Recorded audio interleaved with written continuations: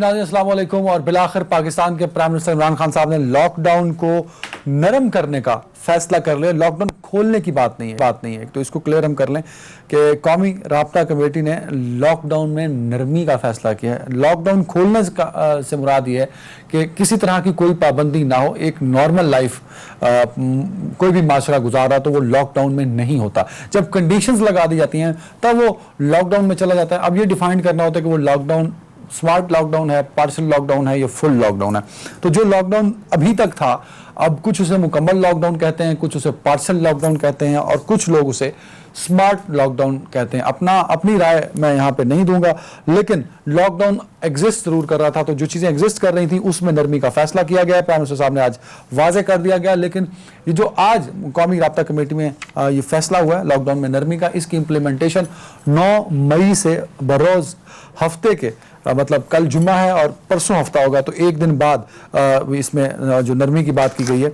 और उसमें मार्केट्स को खोल दिया जाएगा। सुबह सहरी के बाद 5 बजे से लेके सहरी के बाद शाम 5 बजे तक मार्केट्स और जो शॉप्स हैं उनको खुला रखने के लिए कहा गया है। और लोगों से अपील की गई है कि अगर आपने शॉपिंग करनी है, क्योंकि ईद है, रमज़ान है और गुज़श्ता 40-45 दिन से मुख्तलिफ नौइयत का लॉकडाउन पाकिस्तान भर में लोग फेस कर रहे थे, तो वो बहुत सारी चीज़ें रुक गई थी, उनकी ज़िंदगी रुक गई थी, मार्केट से चीज़ें खरीदनी थी, एक सर्कल रुक गया था, फाइनेंशियल सर्कल रुक गया था। तो वो जो तमाम चीज़ें ब्लॉक हो चुकी थी, तो वो शायद अब इन सर्कल आ सकेंगी। लेकिन साथ साथ जो अहम बात है वो ये है कि प्राइम मिनिस्टर इमरान खान साहब ने वाज़े तौर पे कह दिया है कि अब लोगों की जिम्मेदारी है कि वो SOPs को किस तरह फॉलो करते हैं। जैसे कि कल मैंने ताइवान का तज़किरा किया था, जहां मैंने ये बताया था कि ताइवान में पहला केस रिपोर्ट होने के बाद एक दिन भी लॉकडाउन नहीं हुआ, लेकिन ताइवान में कोरोना के केसेस 450 शायद वो नंबर था जो मैंने कल आपको बताया था, नहीं बढ़ सके। सिर्फ 6 लोगों की वहाँ डेथ हुई थी और उन 6 लोगों में से भी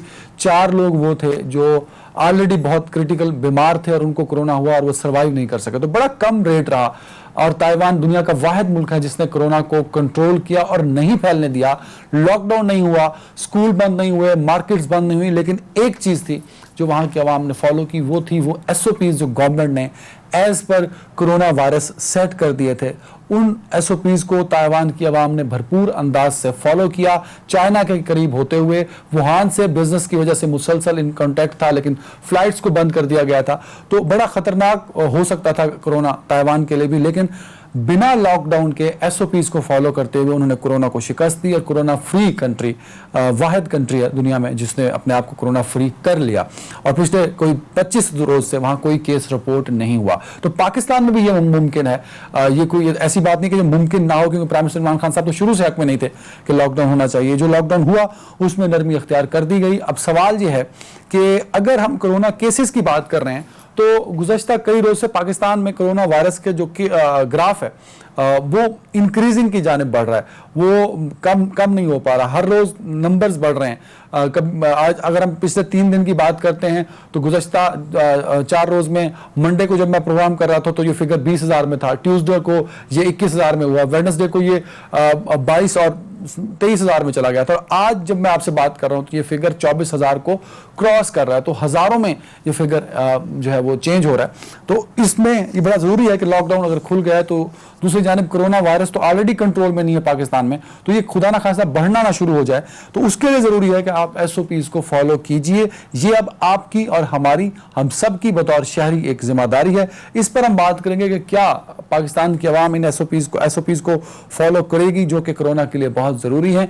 और कोरोना के हवाले से जो लॉकडाउन था उसमें नरमी के बाद जो बड़े इश्यूज थे और जो मसाइल थे जो आवाम को फेस करना पड़ रहे थे, क्या वो खत्म हो जाएंगे या नहीं, प्रोग्राम के पहले हिस्से में इस पर बात करेंगे। और उसके बाद चौधरी बरादरान जो कि बहुत अहम इत्तेहादी समझे जाते हैं पाकिस्तान मुस्लिम लीग काफ वाले, पाकिस्तान तहरीक इंसाफ के, और कहा जाता है कि पाकिस्तान तहरीक इंसाफ की पंजाब में खास तौर पर जो गवर्नमेंट है वो सिर्फ चौधरी बरादरान के इत्तेहाद की वजह से, और वफाक में भी डेफिनेटली उनका इत्तेहाद एक बड़ा मुअस्सर इत्तेहाद समझा जाता है। उनके खिलाफ नैब ने 19 साल पुरानी इंक्वायरी खोली, जिसके बाद वो भी चेयरमैन नैब और नैब से नाला नजर आते हैं। यही वजह है कि चौधरी बरादरान ने नैब की इंक्वायरी के बाद अदालत का रुख किया था और लाहौर हाई कोर्ट ने چیئرمین نیب کے خلاف جو درخواست تھی چودھری برادران کی اختیارات کا جو استعمال کیا ہے چیئرمین نیب نے، اس کے خلاف یہ درخواست تھی، اس کی سماعت 11 مئی تک ملتوی کر دی ہے۔ تو نیب سے اب چودھری برادران بھی نالا ہیں، اپوزیشن تو پہلے ہی نیب پر تنقید کر رہی تھی، تو یہ نیب پر جو نیا محاذ کھلنے جا رہا ہے وہ کس رخ مڑے گا، اس کے بعد ہم ساتھ ساتھ یہ بھی بات کریں گے کہ کشمیر میں مظالم بڑھتے جا رہے ہیں اور پوری دنیا کو اس پر متوجہ ہونے کی ضرورت ہے۔ پرائم منسٹر عمران خان صاحب بار بار اس کا تذکرہ کرتے ہیں، کب نریندر مودی کی گورنمنٹ پر اور نریندر مودی کے جو پالیسیز ہیں اس پر دنیا آواز اٹھائے گی اور کشمیریوں کو سکھ کا سانس ملے گا۔ اس پر بات کرنے کے لیے میرے ساتھ موجود ہیں سینئر تجزیہ کار جناب ایئر مارشل شاہد لطیف صاحب۔ شاہد لطیف صاحب بہت شکریہ وقت دینے کے لیے، اور سینئر تجزیہ کار محمل سرفراز صاحبہ ہیں۔ محمل صاحبہ بہت شکریہ وقت دینے کے لیے۔ سینئر تجزیہ کار اور سینئر جرنلسٹ جناب نذیر لغاری صاحب فون پہ جوائن کریں گے۔ نذیر لغاری صاحب بہت شکریہ وقت دینے کے لیے۔ سب سے پہلے تو شاہد لطیف صاحب آپ کی جانب آ رہا ہوں، یہ جو لاک ڈاؤن کو نرم کرنے کا فیصلہ کیا گیا ہے، ہفتے سے وہ دکانیں وہ مارکیٹ جو بند تھیں وہ کھل جائیں گی، بار بار جو ناکوں پہ آپ کو روکا جاتا تھا نہیں روکا جائے گا، آپ ایزیلی اپنی گاڑی میں اور شاید کہیں پبلک ٹرانسپورٹ میں بھی آپ کی جو موبلٹی ہے وہ ایزی ہو جائے گی۔ لیکن ساتھ میں جو بات جس پر زور دیا گیا ہے وہ ایس او پیز کو فالو کرنے کا ہے۔ کیا آپ کو لگتا ہے کہ پاکستان کی عوام ایس او پیز کو فالو کرے گی؟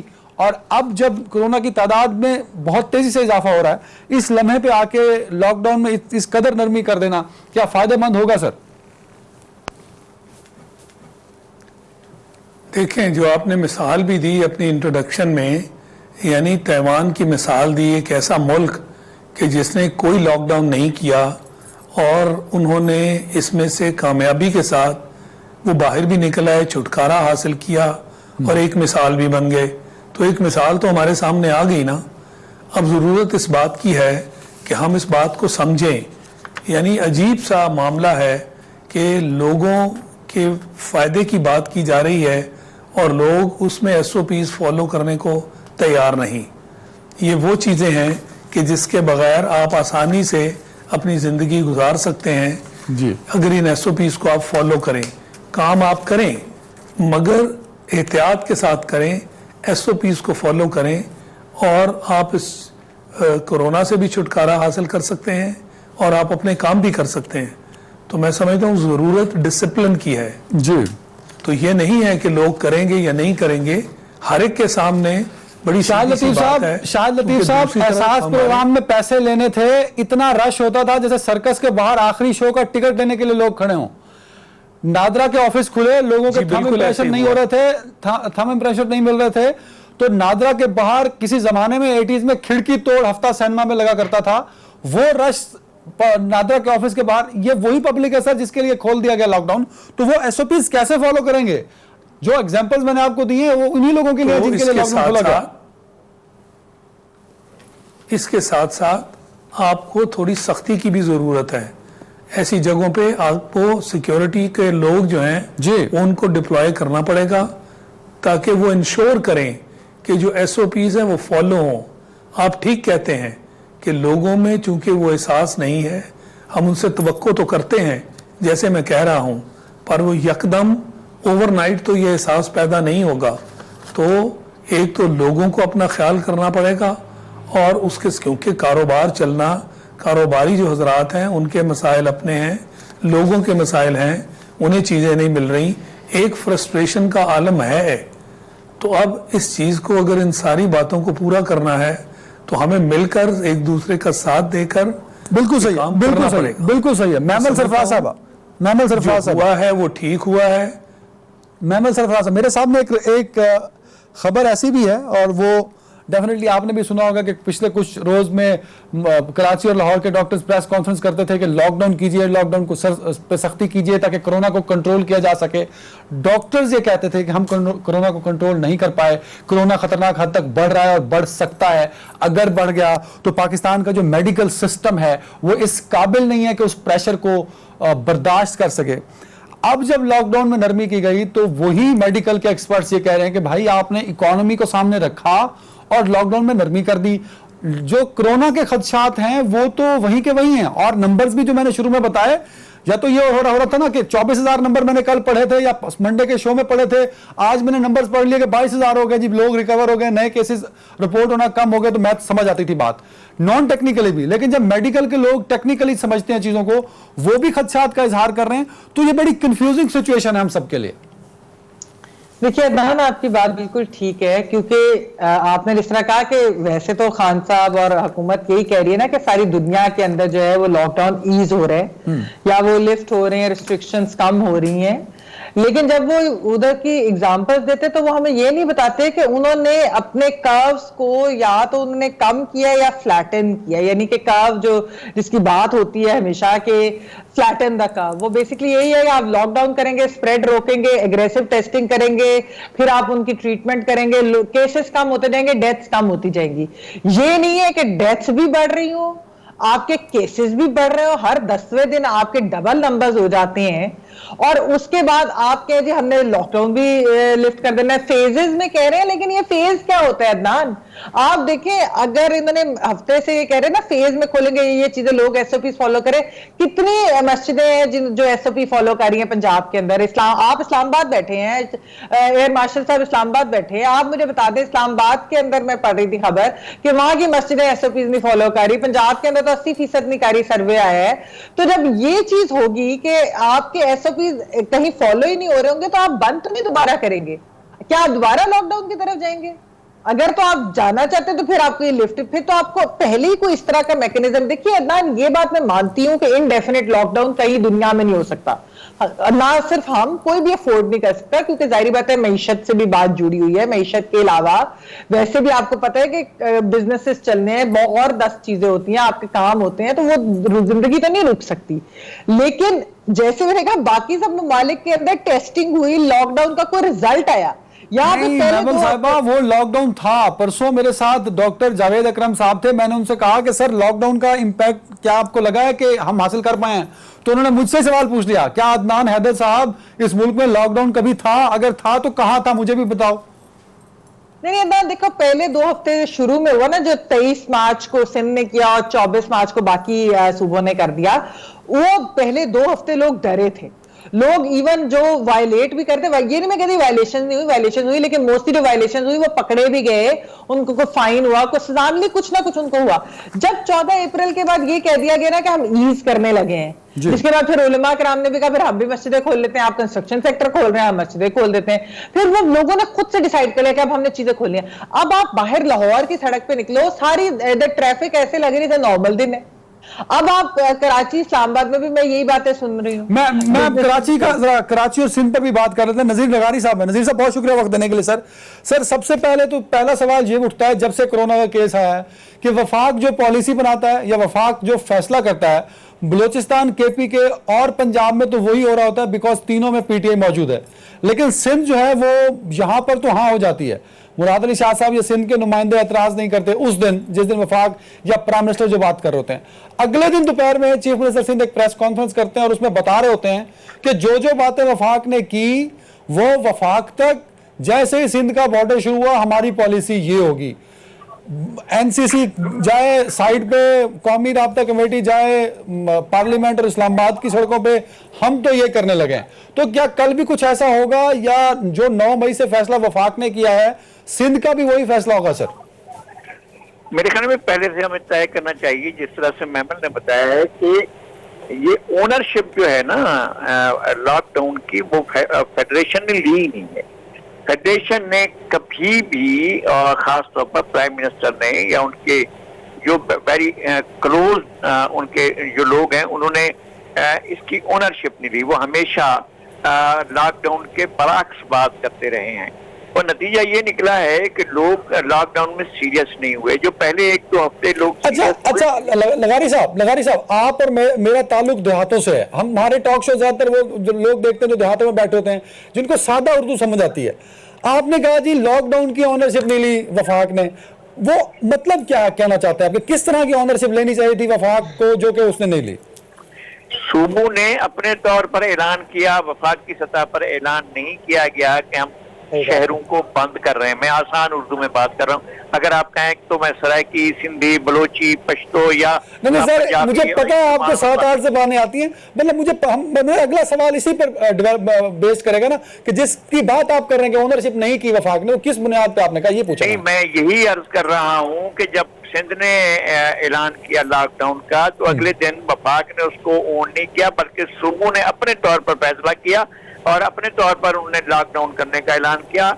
वफाक ने अपनी तरफ से ये ऐलान नहीं किया। ये मामला चले, फिर वफाक की तरफ से ये कहा गया कि जनाब अगर हमने इनको बंद करना है तो लोग भूख से मर जाएंगे, और उसके बाद फिर उन्होंने कहा कि जनाब यारी जो बड़े अमीर लोग हैं उन्होंने लॉकडाउन करवाया है। फिर उन्होंने कहा कि अशराफिया ने लॉकडाउन करवाया है।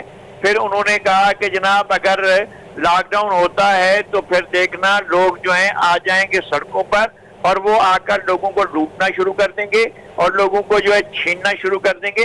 वो इस तरह का नक्शा पेश कर रहे थे। एक दिन अगर सुबह को कहते थे कि लॉकडाउन बहुत जरूरी है, लेकिन शाम को ये जरूर कहते थे कि लॉकडाउन की वजह से इतने मसाइल पैदा हो गए हैं और लॉकडाउन की वजह से लोग इतने परेशान हो गए हैं, लिहाजा लॉकडाउन को हमें जो है वो करना चाहिए, कम करना चाहिए। और उसकी जगह पर अब भी उन्होंने यही नहीं कहा है कि हम लॉकडाउन खत्म कर रहे हैं, बल्कि उन्होंने कहा है कि हम लॉकडाउन को जो है कम कर रहे हैं, और ये नहीं कहा है कि हम मरहला। सर लगारी साहब, आपको लगता है कि ये कंफ्यूज पॉलिसी है, ये इकदामात में ही कंफ्यूजन है कहीं कि क्लियर नहीं है खुद प्राइम मिनिस्टर या काबीना? ये बिल्कुल ऐसा है कि ये सारे के सारे मामला कंफ्यूज्ड हैं और वो क्लियर स्टैंड नहीं ले पा रहे हैं।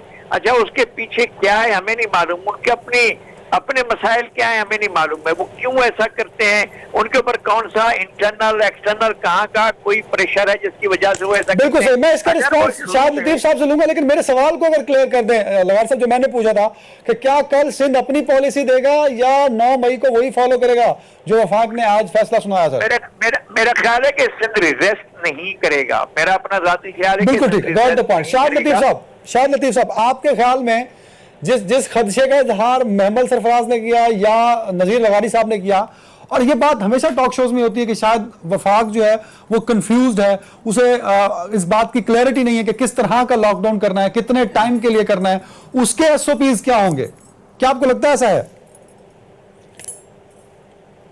देखिए, मैं समझता हूं कि इस बात में सच्चाई है कि वफाक में और सूबों में एक तरह की आपस में कशमकश रही है। वफाक ने सही तरह से लॉकडाउन इम्प्लीमेंट ही नहीं किया। वफाक जो है वो इसमें कन्विंस ही नहीं था कि पूरी तरह लॉकडाउन होना चाहिए, लिहाजा वो शुरू दिन से एक नरम लॉकडाउन की बात करते रहे हैं। आपको याद होगा कि प्राइम मिनिस्टर ने तो शुरू में कह दिया था कि ये लॉकडाउन का मतलब कर्फ्यू नहीं है, जबकि वाकई लॉकडाउन का मतलब कर्फ्यू नहीं होता। उसकी कोई बात जो भी आपने प्लानिंग करनी थी उसको फॉलो किया जाता, पर लॉकडाउन तो किया जाता ना। लेकिन शाहिद लतीफ साहब क्या करते हैं? देखिए शाहिद लतीफ साहब, हम वफाक को पे तनकीद तो कर लेते हैं, लेकिन जब सजेशंस की बात आती है कि वफाक करता क्या, कर्जों के बोझ तले हम दबे हुए हैं, 8 लाख लोग। मुझे प्राइम मिनिस्टर का वो फिक्रा याद है कि एहसास प्रोग्राम के लिए रजिस्ट्रेशन करानी थी, वो 12,000 रुपए के लिए, तो उन्होंने कहा जी 13 लाख लोगों ने अपने आप को रजिस्टर कराया, वो उसके बाद स्क्रूटनी होनी है। मतलब 13 लाख लोग इस मुल्क के ये चाहते हैं कि मुझे पैसे चाहिए, मेरे पास नहीं है। इन अदर वर्ड्स तो ये बात इस तरह होगी ना, जिस मुल्क में लोग 8 करोड़ लोग खतरा गुर्बत से नीचे जीते हों, जिस मुल्क में 4 करोड़ लोग रोजाना कमाकर अपना पेट पालते हों, उस मुल्क में इमरान खान साहब ये पॉलिसी ना अख्तियार करते तो क्या करते शाहिद लतीफ साहब? नहीं, मुश्किल तो है, मैं मानता हूं इस बात को मुश्किल है। मैं भी इस बात की सपोर्ट करता हूं इसे कि लोगों की गुर्बत की वजह से, खासकर ये जो हमारा डेली लेबर वाला मामला है, वो तो वाकई फाका कशी का शिकार हुए और होंगे। अगर आप इसको लंबा करते जाएंगे तो होंगे, मगर मकसद ये था कि अगर आपने एक बेहतर स्टेज पर आना था तो इसको कुछ दिन करते, और इस दौरान हुकूमत जो है वो सपोर्ट करती। हुकूमत की तरफ से थोड़ी सपोर्ट चाहिए थी। जिन मुल्कों ने ये काम किए उनकी लाजमी चीज़ है कि इकोनॉमिक कंडीशंस हमसे बेहतर हैं, लिहाजा उन्होंने लोगों की मदद भी की, जिसकी वजह से उन्हें लॉकडाउन करने में कुछ देर आसानी रही। ये वो चीज़ है जिसका भी जिक्र हो रहा था कि पहले उन्होंने जो अपना कर्व है उसको फ्लैटन किया, बेहतर किया, और तब انہیں اس چیز پر سپورٹ جب حاصل ہوئی تو وہ اس سٹیج پہ آ گئے کہ اب اس کو نرم کیا جا سکتا ہے. ہمارے اوپر تو وہ سٹیج آیا ہی نہیں. محمل صاحبہ لہذا لاک ڈاؤن صحیح طریقے سے ہم نے نہیں کیا. سر میں آپ کی بات کو انڈورس کر رہا ہوں, میں یہ بات مان رہا ہوں, لغاری صاحب کی بھی مان رہا ہوں کہ بھائی نہیں تھا لاک ڈاؤن, وہ لاک ڈاؤن تو نہیں کیا ہم نے جو امریکہ نے کر دیا یا یورپ میں کیا. بھائی محمل صاحبہ, کیا میں جرمنی, اسپین, فرانس, امریکہ نہیں ہوں بھائی. میرے پاس تو لاہور, کراچی, ہر شہر کی سڑکوں پہ لوگ بیٹھے ہوتے ہیں کہ بھائی مجھے کھانا دے دو. مجھے ایک بندہ میں نے خود دیکھا اس پنڈی میں, وہ چاولوں کی دیگ لے کے آیا 20 دن پہلے, وہ دیکھ کے آدھے چاول اس رش میں ہی نیچے گر گئے. لوگ بھوک کے لیے پاگل ہو رہے تھے. مطلب میں اس فکرے پہ منوان یقین کرتا ہوں کہ لاک ڈاؤن سے لوگ کورونا سے بچ گئے تو بھائی بھوک سے مر جائیں گے. جب ملک کی کنڈیشن یہ ہو تو پھر عمران خان صاحب کی پالیسیوں پہ ہم تنقید کرنے کے متحمل نہیں ہو سکتے, کیونکہ ان کے پاس مجھے لگتا ہے اور کوئی آپشن نہیں تھا. اگر محمل صاحب آپ کو لگتا ہے کہ یہ اس طرح نہ کرتے تو کیا کرتے, وہ بتا دیجئے مجھے. نہیں دیکھیے, میرے خیال میں انہوں نے ایک ڈیسیجن کیا عدنان, وہ یہ کہ پہلے جو ایک لاک ڈاؤن, آپ شروع میں تو خیر میں کہتی ہوں کہ پہلے ہفتہ 2 ہفتے جو تھے وہ تھا سخت لاک ڈاؤن. ہر جگہ نہیں ہوگا لیکن پھر بھی کمپیریٹیولی آپ نے دیکھا ہوگا ہماری سپریڈ بھی رک گئی تھی. اگریسو ٹیسٹنگ ہم نے نہیں کی تھی, جو لاک ڈاؤن میں دوسری سٹیج ہوتی ہے لاک ڈاؤن کے بعد جو چیز کرنی ہوتی ہے وہ ہم نے نہیں کی تھی. وہ تو ابھی تک نہیں, ہاں وہ تو ابھی تک نہیں ہو رہی, لیکن میں بات یہ کری کہ وہ جو 1-2 ہفتے تھے اس میں ذرا سختی آئی. پھر جب یہ کنفیوز سی پالیسی ہے نا, یعنی کہ چلے عمران خان صاحب تو پہلے دن سے نہیں لاک ڈاؤن کرنا چاہتے تھے, سب کو پتا ہے, ان کی تو آن دا ریکارڈ ہے سارے بیانات. لیکن ویسے جب انہوں نے کہا نا کہ ہم ایز کر رہے ہیں, ہم اس سیکٹر کو کھول رہے ہیں لیکن اس کو نہیں, اس کو کھول رہے, اس کو کھول رہے, اب جو انہوں نے چیز کی ہے نا, اب انہوں نے دوبارہ یہ چیز کر دی. اب انہوں نے کہا ہے کہ ہم فیزز میں لاک ڈاؤن لفٹ کر رہے ہیں. فیزز میں کوئی لفٹ نہیں ہوگا, یہ پورے کا پورا آپ سمجھے ختم ہو گیا لاک ڈاؤن اس وقت. تو میرے خیال میں حکومت نے یہ سوچ لیا ہے کہ یہ جو ایک ہاف ہارٹیڈ آدھے قسم کا لاک ڈاؤن ہو رہا تھا نا, جو چل رہا تھا نہیں چل رہا تھا, جس کے رزلٹ بھی نہیں آ رہے تھے, جس کے رزلٹ بھی نہیں آ رہے, جو گھر پہ رک رہا تھا ٹھیک ہے, لیکن انہوں نے کہا اس میں معیشت اس میں سفر کری تھی. اب یہ ہے کہ چلو معیشت بالکل سفر نہیں کرے کیونکہ ہم نے سب کھول دیا. اب جو ہے ٹھیک ہے, لوگوں نے اگر مرنا ہے جو بھوک سے نہیں مرے, چلو کورونا سے مر جائے کوئی بات نہیں, ٹھیک ہے. میرے خیال میں ایک حکومت نے پوزیشن لے لیا کہ بھوک سے نہیں مارنا, کرونا سے لوگ مرتے ہیں تو مر جائے کوئی بات نہیں, بچ گئے تو بچ گئے, تمہاری لک ہے, نہیں بچے تو چلو مر جاؤ گے تو کیا ہو. بالکل صحیح. وفاق اور صوبے دستوں گرباں ہیں. قاری صاحب اس پہ میں نے سوال پوچھنا, لیکن مجھے ایک بریک لینے دیں تاکہ میں پھر آپ کو ایک تسلی سے ٹائم 3-4 منٹ دے سکوں. ایک بریک لے لیں جی.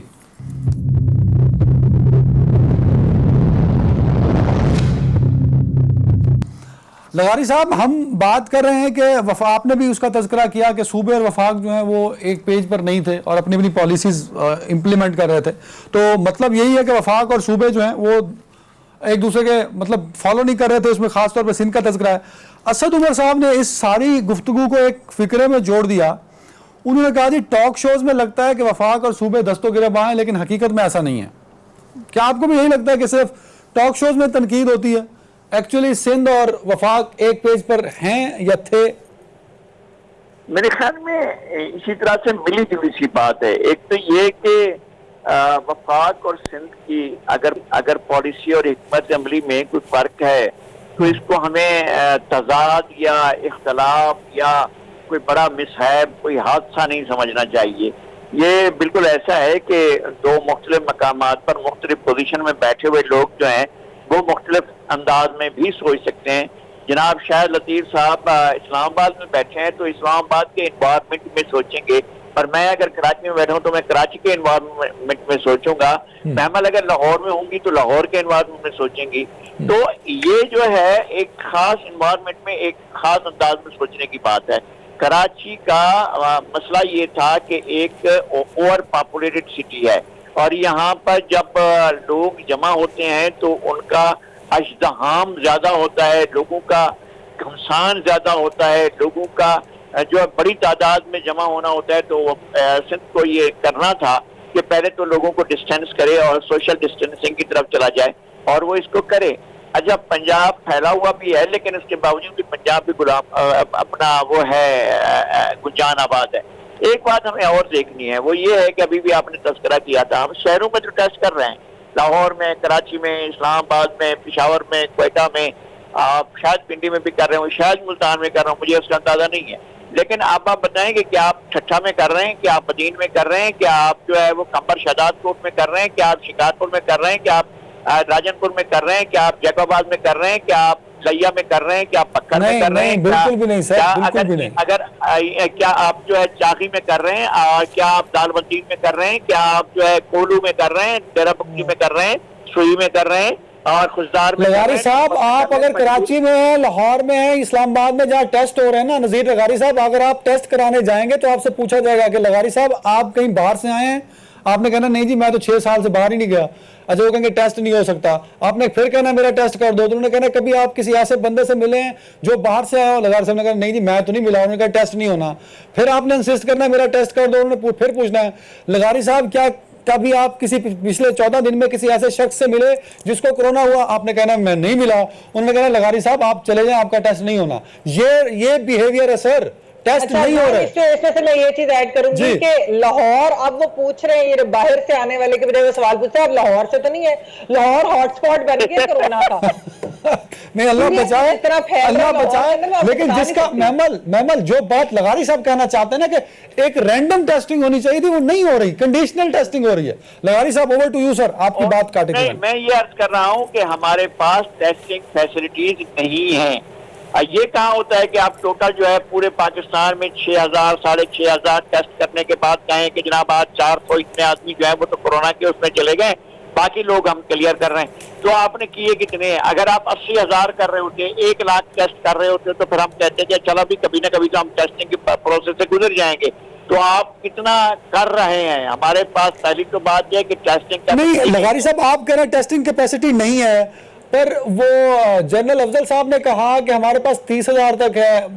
پاکستان کے جو دیگر لوگ ہیں, ظفر مرزا صاحب وہ بھی ہزاروں میں بتا رہے ہیں کہ پاکستان کی کیپیسٹی ہے پر ڈے. لیکن یہ بات بالکل صحیح ہے آپ کی کہ 4 سے 5,000 6,000 ٹیسٹ پر ڈے ہو رہے ہیں.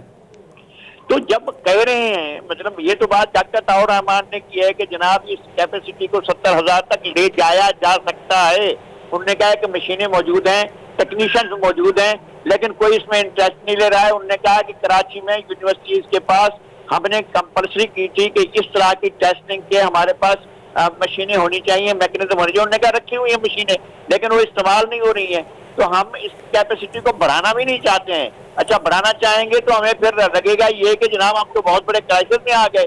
پھر اگر اچانک پتہ چلے کہ جناب ایک دن میں جو ہے بڑی تعداد میں لوگ جو ہے کورونا کے شکار سامنے آ رہے ہیں, اور خدا نہ خواستہ دنوں میں ہماری تعداد جو ہے بڑھ کر لاکھوں سے ہزاروں سے لاکھوں میں چلی جاتی ہے, تو اور ہمیں پتہ چلے کہ اتنے زیادہ کریٹیکل ہیں. اچھا پوائنٹ ہے سر. شاہد لطیف صاحب سے اس پہ کامنٹ لے لوں. شاہد صاحب اس پہ کامنٹ کرتے ہیں آخری, پھر میں اگلے ٹاپک کی جانب بڑھوں. سر ٹیسٹنگ کیپیسٹی اتھارٹیز کہتی ہیں کہ ہزاروں میں ہے, 30,000 بھی, 20,000 بھی, 15,000 بھی بتائی جا رہی ہے, لیکن ہو رہے ہیں 4 سے 6,000 کے بیچ میں.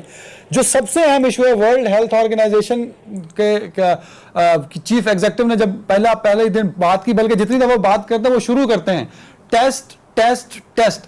آپ یورپ اور امریکہ کی ایگزامپل دیتے ہیں, چائنا کی دیتے ہیں, سر وہاں ملینز میں ٹیسٹ ہوئے ہیں, ملینز میں. آبادی ہم سے 3 گنا کم ہے, ٹیسٹ ان کے ملینز میں ہیں. جب میں آپ سے بات کر رہا ہوں نا سر, ابھی تک پچھلے 2 مہینوں کے اندر صرف 2,44,778 ٹیسٹوں کے رزلٹ آ چکے ہیں. صرف اتنے ٹیسٹ کیے ہم نے سر. شاہ لطیف صاحب دیکھیں یہ بات تو سچ ہے نا کہ ہم ہر چیز چھپا کر ہم سمجھتے ہیں کہ ہم نے کامیابیاں حاصل کر لیں.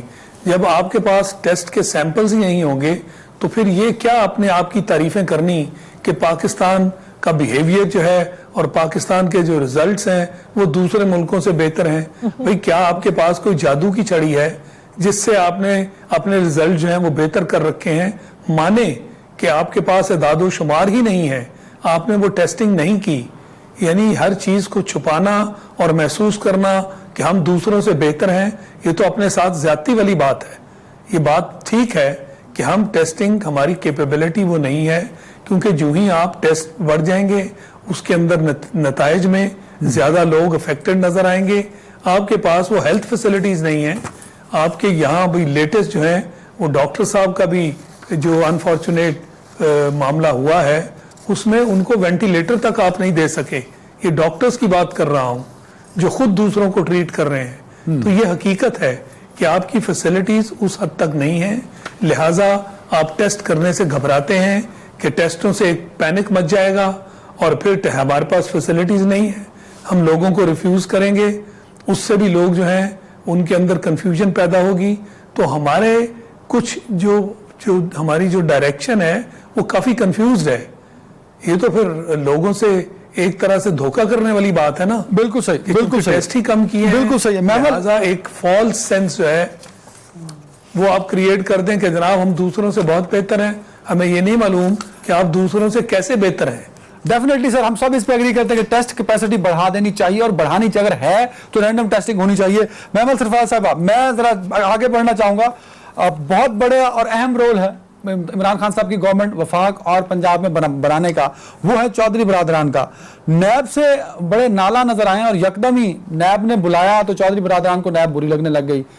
1.5 سال سے زرداری صاحب اور نواز شریف صاحب کی پارٹی چیخ کے کہہ رہی ہے کہ نیب پولیٹیکل انجینئرنگ کر رہی ہے, تو اس پر تو یہ اتحادی کبھی نہیں بولے تھے. کیا اب ان کے بولنے سے آپ کو لگتا ہے کہ ان کا بیانیہ اور اپوزیشن کا بیانیہ اگر مل گیا تو عمران خان صاحب کے لیے یا پی ٹی آئی کے لیے پرابلم ہو سکتی ہے, یا خود نیب کے لیے بھی ایک پرابلم ہو سکتی ہے؟ اچھا دان, ویسے میں بتاؤں کہ چودھری برادران نے نیب کے بارے میں کوئی اچھے کلمات بھی کبھی نہیں پہلے کہے, یعنی کہ یہ اس حکومت میں جو نیب کے ساتھ ہو رہا تھا, بلکہ ایکچولی انہوں نے, اگر آپ دیکھیں آپ محمد چپ کا روزہ تو توڑ دیا نا. نہیں, میں اصل یہ کہنا چاہ رہی کہ جو ایک ریزن جو خواجہ سعد رفیق جا کر ان کو ملے بھی تھے اور ان کا شکریہ بھی ادا کیا تھا, وہ یہ تھا کہ انہوں نے گورنمنٹ کے برعکس, یعنی کہ ان کے اتحادی ہے پی ٹی آئی حکومت, لیکن اس کے باوجود انہوں نے حمزہ شہباز ہو گیا, یہ خواجہ صاحب کے بھائی ہو گئے, اور نون لیگ کے لوگوں کو یہ وہ پروڈکشن آرڈر ان کے جاری کر دیتے تھے اسمبلی میں آنے کے لیے. پنجاب اسمبلی کی میں بات کر رہی ہوں کہ اسپیکر تھے پرویز لائی صاحب, ابھی بھی اسپیکر ہیں, تو ان کی وزاداری بھی تھی. دوسرا, ان کو یہ بھی پتا تھا کہ یہ کیسز کس قسم کے بنے ہوئے اور کیوں ہے, یہ ایک پولیٹیکل وکٹمائزیشن کی ہے, تو وہ اس چیز میں انہوں نے, یعنی کہ انہوں نے سیاست نہیں کی, انہوں نے حکومت کا اس چیز میں ساتھ نہیں دیا, اور وہ یہ کہتے تھے. اب آ جائے اب ان کے کیسز کی طرف. دیکھیے بات بالکل چودھری برادران کی درست ہے. یہ جو نیب تھی یہ تو بنائی ایک ڈکٹیٹر نے تھی, اور وہ بنائی اس لیے تھی تاکہ وہ سیاسی جوڑ توڑ کے لیے. تو نون لیگ کی غلطی ہے بہت بڑی کہ نون لیگ جو ہے اس نے ختم نہیں کیا اس کو. پیپلز پارٹی تو اس وقت بھی چاہتی تھی, بٹ ان کے پاس اس وقت نمبرز نہیں تھے. آپ چلیں پیپلز پارٹی کو بھی کہہ دیں, آپ کے پیپلز پارٹی اور نون دونوں نے غلطیاں کی, اور اب وہ غلطی مانتے بھی ہیں, اس چیز کو وہ آن دا ریکارڈ مانتے ہیں کہ ہم سے غلطی ہے, ہم نے نیا لا نہیں چینج کیا. لیکن انہوں نے اس طریقے سے استعمال نہیں کیا اپنے رائیولز کے خلاف جس طریقے سے یہ حکومت ایکچولی نیب کو استعمال کر رہی ہے, جیسے مشرف صاحب نے کیا تھا. تو یہ تو بالکل ایک وہ کہہ لے کہ ڈکٹیٹر جس طرح تھا, جو اس نے جو کیا تھا سیاسیوں کو وہ کرنے کے لیے, ڈسکریڈٹ کرنے کے لیے سیاستدانوں کو, یہ وہی کام کر رہی ہے یہ حکومت. اب چودھری برادران کے ساتھ اگر یہ کیسز اور یہ سب کچھ جو کھل رہا ہے, بے شک عمران خان صاحب شاید یہ کہتے ہیں, اور ان کا ایک پالیسی ہے کہ جی ہم تو اپنوں کو بھی نہیں چھوڑیں گے, اور اگر کسی ہم تو رپورٹس بھی پبلک کر دیں گے, اور اگر ہمارے اپنے پارٹی کے کسی بندے نے کیا تو پھر وہ اتحادیوں کے ساتھ بھی کریں. اس کا ان کو نقصان ہے, اور یہ نقصان ان کو لانگ ٹرم بہت زیادہ ہوگا. شارٹ ٹرم تو جو ہوگا بالکل صحیح. لغاری صاحب آپ کو کیا لگتا ہے کہ چودھری برادران اگر نیب کیسز میں آتے ہیں تو پی ٹی آئی اور چودھری برادران, ویسے تو خبریں یہ بھی تھی کہ عمران خان اور چودھری صاحب کے درمیان, پرویز لائی کے درمیان تعلقات کشیدہ ہی چل رہے ہیں پچھلے کچھ مہینوں سے, مزید کشیدہ ہو سکتے ہیں, اگر ہوئے تو نتیجہ کیا ہو سکتا ہے سر؟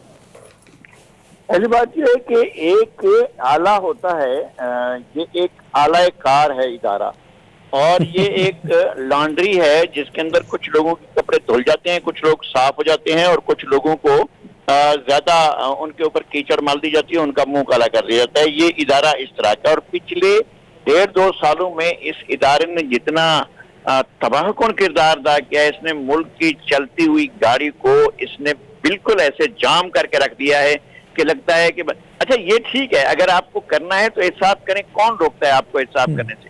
ابھی پچھلے دنوں یہاں آیا معاملہ کہ جناب گھوٹکی سے گندم چلی اور کراچی نہیں پہنچی, بالکل پکڑ لینا چاہیے, چھوڑنا نہیں چاہیے. اور میں کہتا ہوں کہ میرا مطالبہ ہے کہ بالکل نہ چھوڑیں, اور آپ جو ذمہ دار ہے اس کے ساتھ کسی قسم کی رعایت نہیں ہونی چاہیے.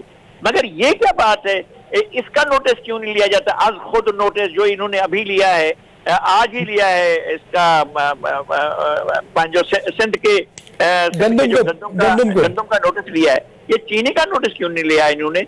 और ये जो इससे पहले आटे का चला था बोरान, उसका नोटिस क्यों नहीं दिया? सर चीनी पे तो फोरेंसिक हो रहा है ना सर, लगारी साहब, फोरेंसिक चीनी पे हो रहा है, गंदम पे नहीं हो रहा है। हो रहा है तो इसका भी फोरेंसिक करवा रहे हैं। क्या क्या बात हुई? सिंध का मामला हो या अपोजिशन का मामला हो या मुस्लिम लीग नून का मामला हो या पीपल्स पार्टी का मामला हो, चौधरी शुजात का मामला हो, चौधरी परवेज राय का मामला हो, क्योंकि फोरेंसिक की बात नहीं है, क्योंकि फोरेंसिक नहीं हुआ है तो हम इस पर कार्रवाई नहीं करेंगे। तो कार्रवाई तो आप शुरू कर देते हैं, आप वो जनाब बरान निकाल देते हैं, लोगों को जेलों में डाल देते हैं।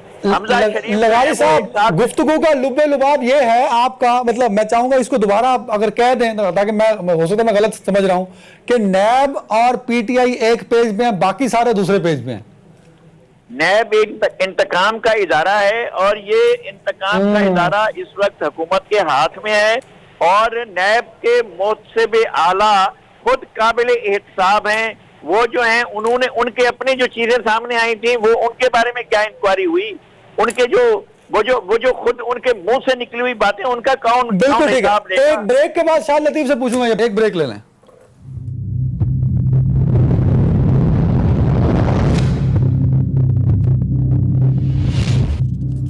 शाह लतीफ साहब, ये नैब हर दफा तनकीद की जद में होता है और उसमें इल्जाम लग जाता है कि वो पॉलिटिकल इंजीनियरिंग कर रही है, नैब एक इंतकाम का इदारा बन चुका है। आपको लगता नहीं कि नैब को चाहिए कि अब कुछ ऐसे इकदाम करे, या अपने आप को एक क्लैरिफिकेशन भी हो सकती है कि जो इकदाम हो रहे, डेफिनेटली केसेस तो एग्जिस्ट करते हैं, नून लीग के खिलाफ भी हैं, काफ लीग के खिलाफ भी हैं, पीपल्स पार्टी के खिलाफ भी हैं, पीटीआई के खिलाफ भी हैं, तो केसेस तो सारे नैब के अंदर चल रहे हैं। लेकिन सिर्फ ये कह देना कि नैब अपोजिशन को टारगेट करती है, क्या ये दुरुस्त होगा सर? देखिए, ये सिर्फ बातों से तो आपका इंप्रेशन ठीक नहीं होता ना। आपकी जो कारकर्दगी है वो बिल्कुल इसके ऑपोजिट है।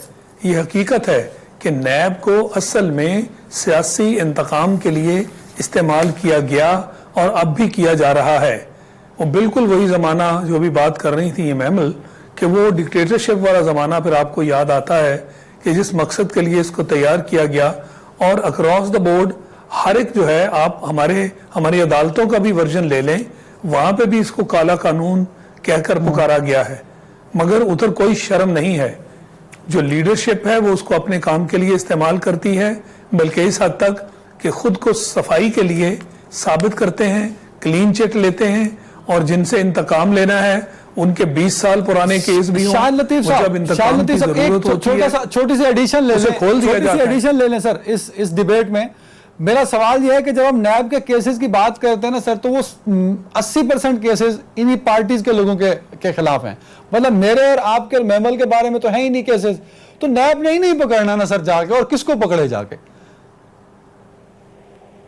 नहीं, इनके खिलाफ हैं तो क्या जो हुकूमत है उनके लोग नहीं हैं? कार्रवाई जो है वो किन के खिलाफ होती है? केसेस का होना और उन केसेस को डील करना, ये दो अलग चीजें हैं।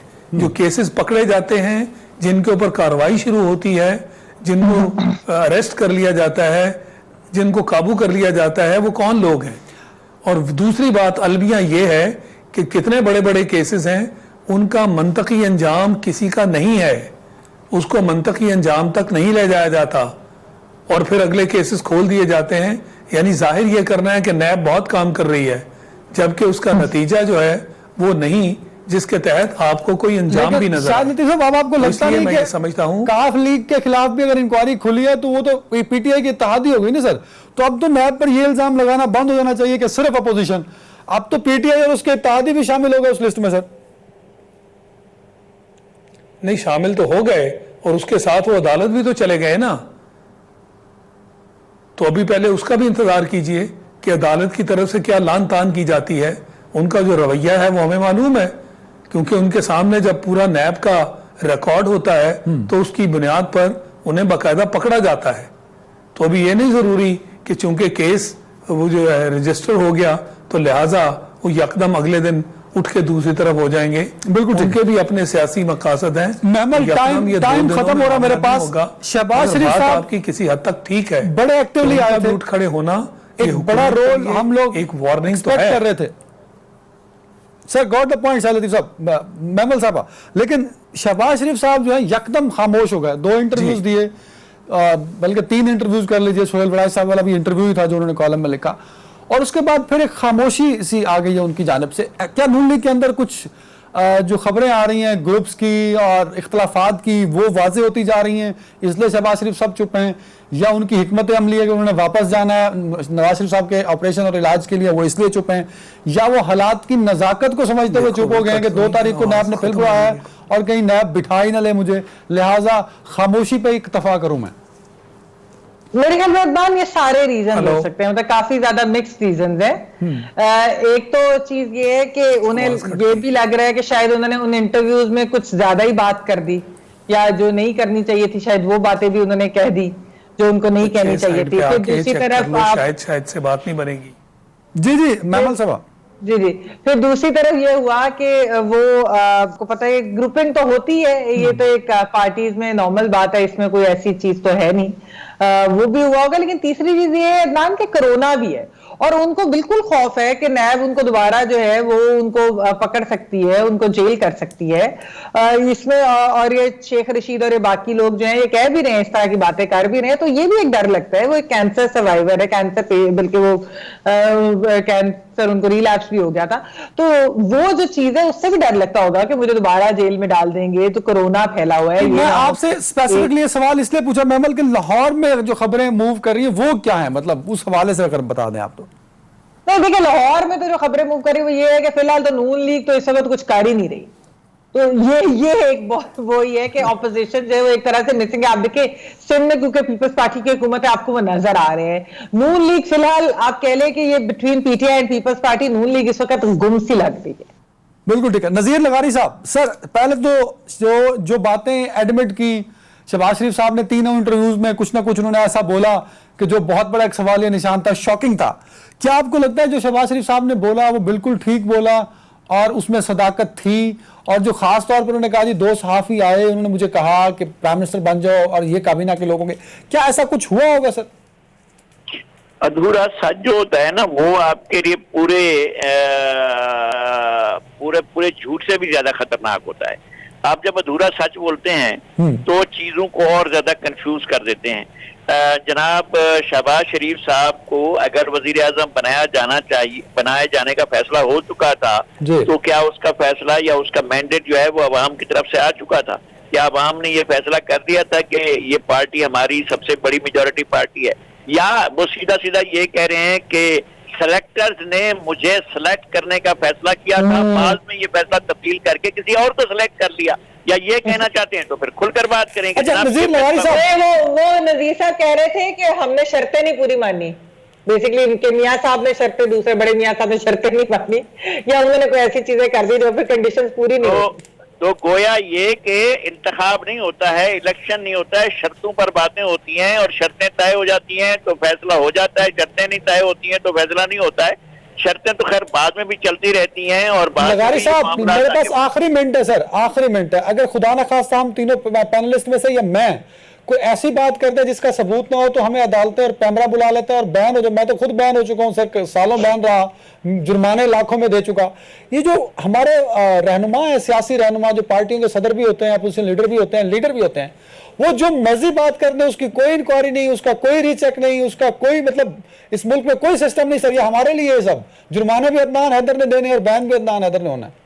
یہ بالکل ایسا ہوتا ہے, بالکل ایسا ہوتا ہے. ان کے پچھلے ادوار میں خطرناک ترین مقدمات ہم پر بنائے گئے, مجھ پر بنائے گئے, خطرناک ترین یعنی ایون یہ کہ بغاوت کے مقدمات بھی بنائے گئے, ایون یہ کہ ہمارے اوپر خصوصی عدالتوں میں ٹرائل اترواز لگتی تھی. نذیر لغاری و دیگر حاضر ہوں, دیگر 30 سیکنڈ آ گئے میرے پاس. شہباز شریف نے جو بات کہی اس پہ انکوائری ہونی چاہیے کہ نہیں, جرمانہ ہونا چاہیے, انکوائری کچھ تو ہونا. سر جرمانہ کیوں ہونا چاہیے؟ اب آپ کو تو خود سوچنا چاہیے, ہمیں خود سوچنا چاہیے. کیا ارینجمنٹ ہوتی ہے, کیا سلیکشن ہوتی ہے, کیا ملک میں الیکشن ہوتا ہے یا نہیں ہوتا ہے؟ ہمیں اس پر بات کرنی چاہیے کہ یہ کیا طریقہ ہے کہ اگر وہ کہہ رہے ہیں تو ہم ان کی کریڈیبلٹی کو کیوں جھٹلائیں؟